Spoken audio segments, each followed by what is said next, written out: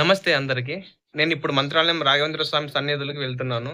మంత్రాలయం రాఘవేంద్ర స్వామి దర్శనం చేసుకోవడం చాలా అంటే చాలా ఆనందంగా ఉంది.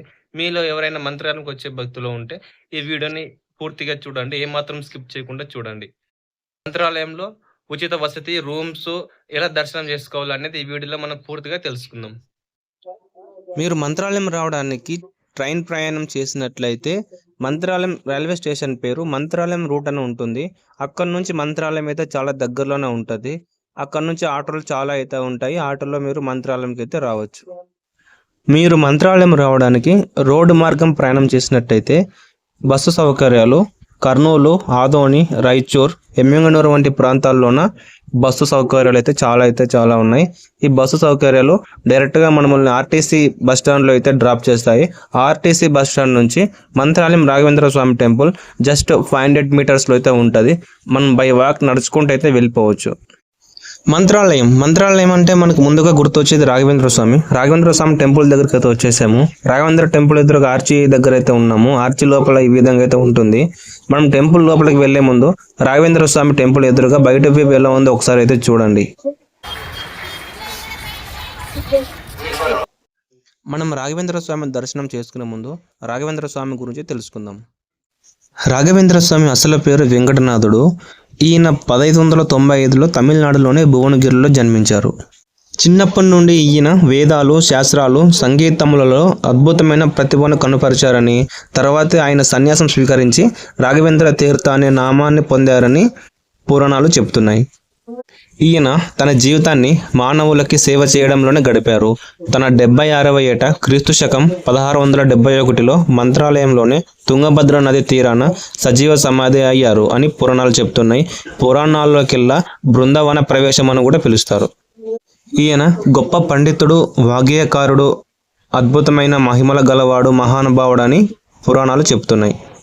రాఘవేంద్ర స్వామి వారు బృందావన ప్రవేశం అయ్యే ముందు, నేను బృందావనంలో ఉన్నాను, నా భక్తులను రక్షించడానికి ఎల్లప్పుడూ సిద్ధంగా ఉన్నాను అని ఆయన స్వయంగా చెప్పారని భక్తులు నమ్ముతున్నారు. మనం ఇలా రాఘవేంద్ర స్వామి గురించి చెప్పుకుంటూనే రాఘవేంద్ర స్వామి టెంపుల్ దగ్గరికి చాలా దగ్గరికి అయితే వచ్చేసాము. రాఘవేంద్ర స్వామి టెంపుల్ ముందు బయట వ్యూ ఇలా అయితే ఉంటుంది. ఒకసారి చూపిస్తాను చూడండి.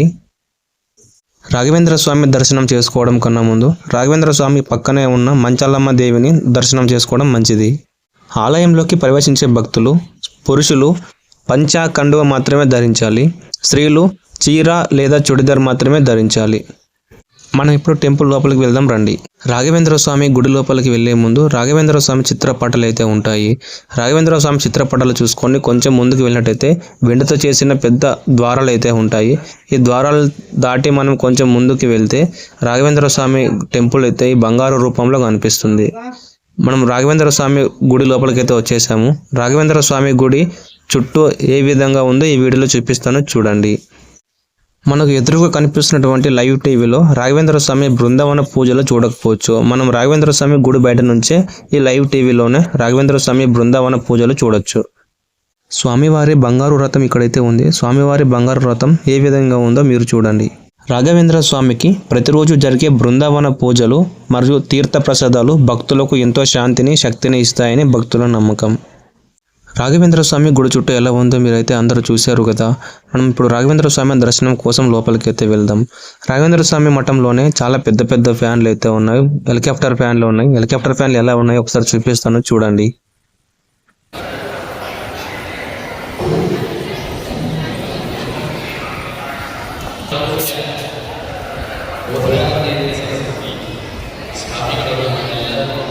నేను ఇప్పుడు రాఘవేంద్ర స్వామి దర్శనం చేసుకోవడానికి అయితే వెళ్తున్నాను.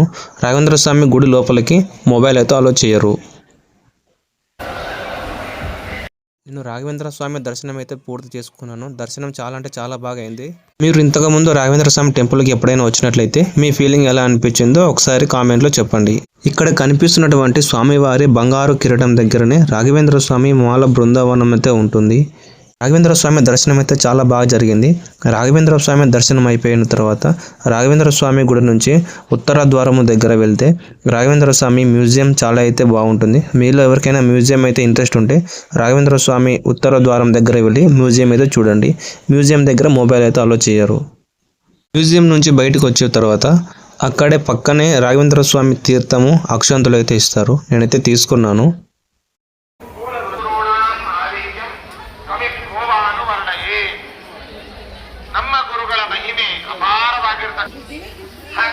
రాఘవేంద్ర స్వామి అక్షంతులు తీసుకున్న తర్వాత రాఘవేంద్ర స్వామి మఠం వెనకాలనే ఉన్న తుంగభద్ర నది తీర ప్రాంతం దగ్గరికి వెళ్దాం రండి. నుంచి స్ట్రైట్గా వచ్చి లెఫ్ట్ సైడ్ తీసుకుంటే తుంగభద్ర నది తీరం కనిపిస్తుంది.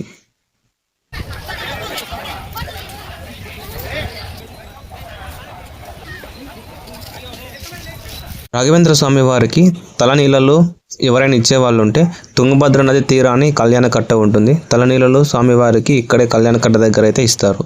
కళ్యాణకట్ట తుంగభద్ర నదికి వెళ్లే దారిలోనే మనకు కనిపిస్తుంది. స్వామివారి తలనీళ్ళలో ఎవరైనా ఇవ్వాలనుకుంటే ఇక్కడే ఇవ్వచ్చు. కళ్యాణకట్ట నుంచి కొంచెం ముందుకు వెళ్తే మనకి తుంగభద్ర నది తీర ప్రాంతం అయితే కనిపిస్తుంది. తుంగభద్ర నది తీర ప్రాంతం ఈ విధంగా అయితే వ్యూ ఉంటుంది. చూడండి ఒకసారి ఎలా ఉందో చూపిస్తాను. ఆలయంలోనే రూమ్స్ ఎవరు తీసుకోలేని వాళ్ళు ఈ తుంగభద్ర నది తీర ప్రాంతంలోనే స్నానం చేసి రాఘవేంద్ర స్వామి దర్శనంకి అయితే వెళ్తారు.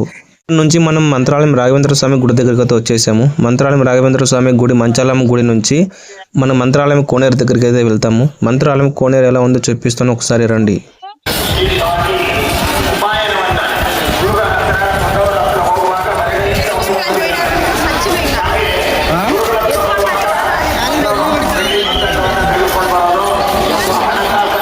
మంచాలమ్మ దేవాలయం నుంచి రైట్ సైడ్ తీసుకొని స్ట్రైట్గా కొంచెం ముందుకు వచ్చేస్తే రాఘవేంద్ర స్వామి కోనేరు అయితే కనిపిస్తుంది.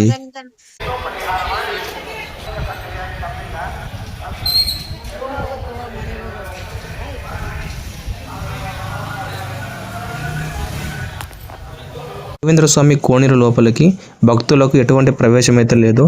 మనం బయట నుంచి మాత్రమే చూడాలి.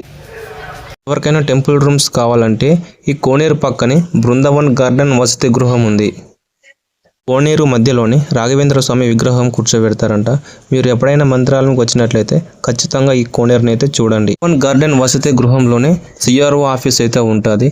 ఈ సిఆర్ఓ ఆఫీస్లోనే మీరు రూమ్ బుక్ చేసుకొని పక్కనే ఉన్న రూమ్స్ అయితే మీకు టెంపుల్ వాళ్ళు ఇస్తారు. పక్కనే ఉన్న రూమ్స్ ఎలా ఉంటాయో మీకు ఈ వీడియోలో చూపిస్తాను. ఇప్పుడే రండి.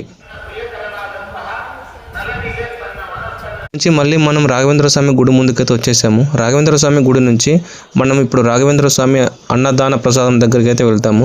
మీలో ఎవరికైనా రాఘవేంద్ర స్వామి పరిమళ ప్రసాదం కావాలంటే రాఘవేంద్ర స్వామి గుడి ఎదురుగానే వారి ప్రసాదం దొరుకుతుంది. ఈ స్వామివారి పరిమళ ప్రసాదం రాఘవేంద్ర స్వామి గుడి ఎదురుగానే శ్రీ పరిమళ ప్రసాదం కౌంటర్ అని ఇక్కడ ఫ్లెక్స్ అయితే వేసి ఉంటుంది. ఈ రాఘవేంద్ర స్వామి పరిమళ ప్రసాదం ప్యాకప్ 4 అయితే ఉంటాయి. ఒక్కొక్క ప్యాక్ 30 రూపీస్ పడుతుంది. పరిమళ ప్రసాదం తీసుకునే భక్తులు క్యాష్ మాత్రమే ఇవ్వాలి. ఈ పరిమళ ప్రసాదం కౌంటర్ దగ్గర ఫోన్పే, గూగుల్ పే, ఆన్లైన్ ఎటువంటిది అయితే ఉండదు.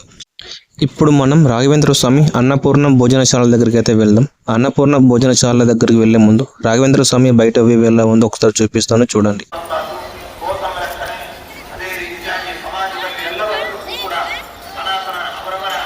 గుడి నుంచి లెఫ్ట్ సైడ్ తీసుకొని స్ట్రైట్గా వెళ్ళి కొంచెం రైట్ సైడ్ తీసుకుంటే అన్నపూర్ణ భోజనశాల వస్తుంది. అన్నపూర్ణ భోజనశాల టైమింగ్స్ ఇక్కడ ఉన్న చూపిస్తాను, చూడండి. అయితే వెళ్తున్నాను. అన్నపూర్ణ భోజనశాలలో ఏమేమి అన్నం పెడతారో ఈ వీడియోలో చూపిస్తాను, చూడండి. భక్తులు అయితే క్యూ లైన్లో వస్తున్నారు.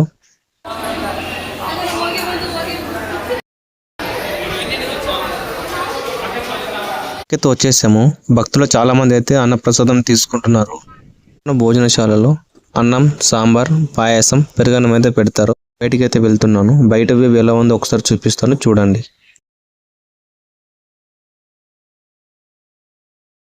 మీకు ఈ వీడియో నచ్చినట్లయితే లైక్ చేసి సబ్స్క్రైబ్ చేసుకోండి. నెక్స్ట్ వీడియోలో మళ్ళీ కలుద్దాం.